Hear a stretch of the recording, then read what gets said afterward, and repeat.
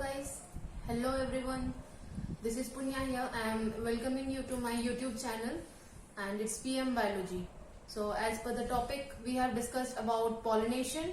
So you can just click on the I button which is there on the right hand side corner of the YouTube screen. And now in this part we are going for part 7 of it, and we will be going for agents of pollination. So let's see what is agents of pollination.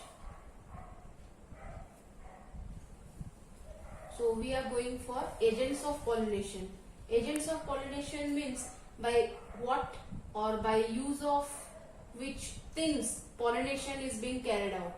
We have just read about pollination, and pollination is transfer of pollen grains of anther to stigma of the pistil. Whether it is the same flower or different flower, it's fine. So agents of pollination in your course are of 3 types: hydrophily, zoophily and anemophily. That is hydrophily, first we are going to talk about. This is your hydrophily. Hydro, according to this particular word, it's water, and phily means love. So hydrophilic. So the form of pollination in which pollens are distributed by water. Hydrophily means pollination by water.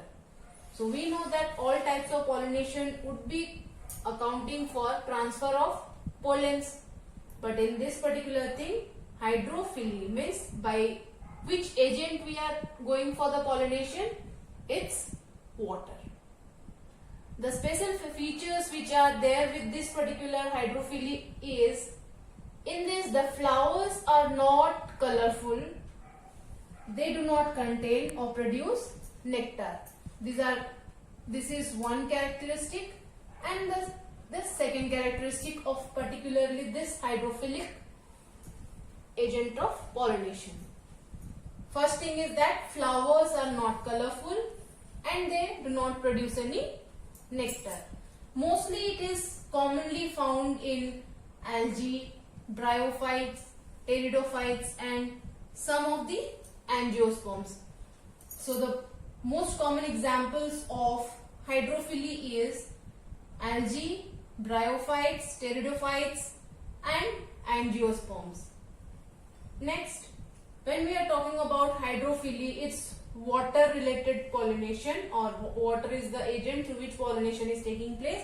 We will be taking examples of certain submerged freshwater plants. So submerged freshwater hydrophily is carrying by Vallisneria and Hydrilla. These 2 examples are mostly asked in the examination, and 1 mark question it is asked for, so you need to check for the spelling as well. Vallisneria and Hydrilla. These 2 are submerged freshwater hydrophily. Next, a common seagrass is also an example of this hydrophily. What is it? It's Zoostera. Names are little difficult, but it's not so much difficult that you cannot learn. So in some seagrasses like Zoostera, the female flowers are submerged in water. So how the pollen will be reaching to them? Because for pollination we need to meet this pollen with the female flowers, that is the stigma of it. So in this, the characteristics of pollen would be pollens are long, needle-like and carried by water. So here the pollen characteristic is very important when we are talking for seagrasses or specific for Zoostera. In Zoostera, the pollens are long, needle-like and are carried by water. So the first agent of pollination which we are discussing about is about hydrophily. Hydrophily is pollination by water. So second agent of pollination which we are going to discuss about is anemophily. It is anemo. Anemo means wind. So we are going to talk about wind pollination. So let's define it. Anemophily, form of pollination in which pollens are distributed by wind. Anemo means wind. So anemophily, when we are defining it, same sentence would be there, only a particular word would be changed, that is wind.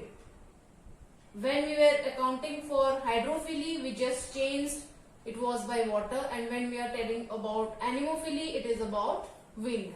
So form of pollination in which pollens are distributed by wind. These two are the specific features or the characteristics of plants which would be undergoing anemophily.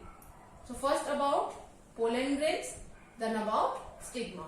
So in this particular plants who would be undergoing or using wind for their pollination, in this the pollen grains are light-weighted, non-sticky and dry. In this, the stamens are well exposed for easy dispersal. Stamen is what? Stamen is containing both part. What is it? The male reproductive part, which would be giving rise to pollen grains. So stamens are well exposed for easy dispersal in case of anemophily. Next, stigma. Stigma is sticky, large and feathery. This stigma is sticky, large and feathery, which would be helping to trap the pollen grains floating in the air. Since pollen grain need to reach stigma, if the stigma will not be sticky, then the pollen grains will be washed away or run away from them. So the stigma is sticky, so it would accept the pollen grains very effectively. Examples when we can take, we will be taking for corn and pinus. So the means of transfer of pollen is through wind, hence the topic is anemophily. This is the second agent of pollination. So the third and the last agent of pollination, which is important one, and most flowers which are brightly colored follow this entomophily. Entomo means insects. So definition of entomophily is form of pollination in which pollens are distributed by insects is called entomophily. Pollination by insects is known as entomophily. In this, the flowers are large, sticky and brightly colored. So the plants which would be undergoing the entomophily as their agent of pollination, that is insects as the agent of pollination, in those plants the flowers are large, sticky and they are brightly colored. Now coming to the structure of pollen grains and stigma, which are two important components for the pollination to take place. Pollen grain surface is sticky due to the exine layer present in it. So pollen grain surface is sticky due to this exine layer, that is the outer layer of the pollen grain. When we are talking about the structure of pollen grain, we have discussed in that. Stigma is also sticky due to the mucilaginous sheath or secretion. Sometimes, like when you touch honey, it's sticky. That is mucilaginous secretion. Okay. So stigma is also sticky due to mucilaginous secretion. Example is Amorphophallus, and it is taken by the agents, that is flies or beetles.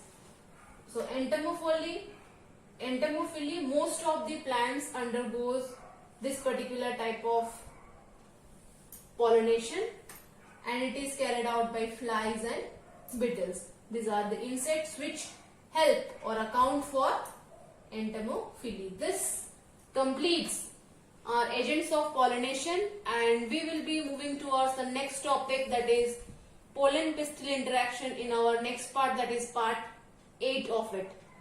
Please like, subscribe and share my videos so that it reaches many people who are in need. Students, please watch my videos and please share it. Thank you.